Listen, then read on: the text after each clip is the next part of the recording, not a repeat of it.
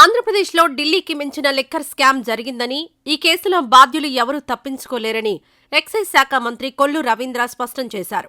ఈ సందర్భంగా గురువారం ఆయన అనంతపురంలో మీడియాతో మాట్లాడుతూ, ఇప్పటికే లిక్కర్ స్కామ్కు సంబంధించి సిట్ పూర్తి స్థాయిలో దర్యాప్తు చేస్తోందని చెప్పారు.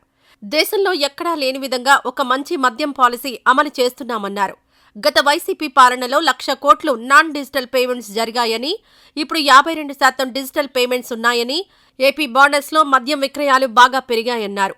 బెల్ట్ షాపుల మీద ఉక్కుపాదం మోపుతున్నామని, బెల్ట్ షాప్ అనుబంధంగా ఉన్న షాపుల లైసెన్స్ రద్దు చేస్తామని మంత్రి కొల్లు రవీంద్ర స్పష్టం చేశారు. వైసీపీ హయాంలో రాష్ట్ర వ్యాప్తంగా దాడులు, హత్యలు, అక్రమ కేసులతో రెచ్చిపోయారని, 44 రోజుల పాటు తాను కూడా రాజమండ్రి జైల్లో ఉన్నానని చెప్పారు. జగన్ పాపిరెడ్డిపల్లిలో పోలీసుల్ని బట్టలోడదీస్తానంటూ వ్యాఖ్యలు చేశారని, టీడీపీ నేతల్ని ఇబ్బంది పెట్టిన పోలీసులకు ప్రమోషన్లు ఇచ్చారని అన్నారు. జగన్ పోలీసుల ప్రతిష్టను, ఆత్మస్థైర్యాన్ని దెబ్బతీస్తున్నారని, వాళ్ల అధికారంలోకొస్తే తలలు తీస్తామని ఓ మాజీ మంత్రి అంటున్నారని, ఖచ్చితంగా వారిపై క్రిమినల్ కేసులు పెట్టాలని మంత్రి కొల్లు రవీంద్ర అన్నారు. గత 5 ఏళ్ల కాలంలో జగన్ జమానాలో సాగిన లిక్కర్ మాఫియా కేసులో ఎవరినీ వదిలిపెట్టేది లేదని మంత్రి కొల్లు రవీంద్ర స్పష్టం చేశారు. మద్యంలో జరిగిన అవినీతి అక్రమాలను ఆ పార్టీ నేతలే బట్టబయలు చేశారన్నారు.